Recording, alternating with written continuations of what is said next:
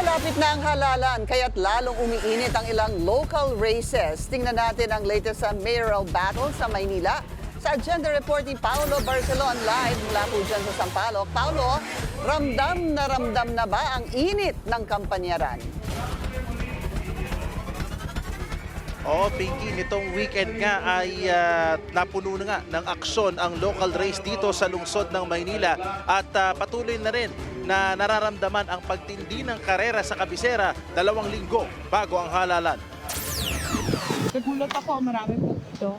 So kung sino man ang mga nagpagawa nito, nagpakabit nito, ang akin lang naman, sana itigilan niyo po kung ano ang ginagawa nila. Yan ang tugon ni Yormes Choice for Vice Mayor na si Chi Atienza sa mga nagpakabit ng poster na Bagong Maynila kung saan itinutulak siyang maging katandem ng bilyonaryong si Sam Verzosa. Giiti Atienza, si dating Manila Mayor Isko Moreno lang ang kanyang katandem. Nitong weekend, si Moreno naman ang nagbigay suporta sa isa pang dati niyang nakatunggali sa 2022 presidential elections ng kanyang i-endorso si Alyansa Senatorial Candidate Manny Pacquiao. Ngayong gabi, sa Tondo at Sampaloc magsasagawa ng caucus ang Yormes Choice. Si Verzosa naman, patuloy ang pag-iikot sa Maynila. Nitong Sabado, tinungo niya ang Moriones Tondo, kilalang baluarte ni Isko. Ani Verzosa, pinatayan daw sila ng kuryente at nakaranas umano ng pananabotahe sa kanilang campaign rally. Hindi naman pinangalanan ni Verzosa kung sino ang nasa likod nito. Wala pang pahayag ang Manila City LGU ukol sa alegasyon ni Verzosa.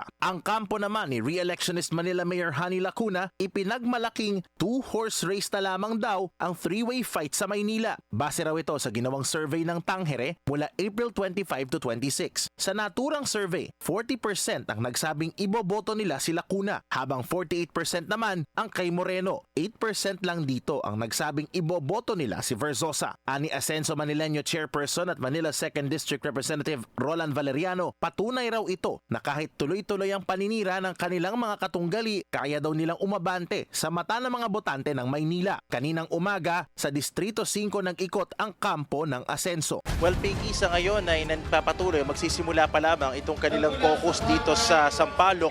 At nung mga nakaraang araw, Pinky, ay may mga pa-surprise guest nga itong Yormes Choice List. Tulad na lamang nung nabanggit ko kanina, yung pag-endorso niya kay Senator Manny Pacquiao. So ngayong gabi, aabangan natin kung meron bang darating na isang national candidate na siyang posibleng pakipag-usap o maghumingi ng endorsement mula kay dating Manila Mayor Isko Moreno. Pinky? Sino daw yung bulong-bulungan dyan, Paolo, kung sino yon?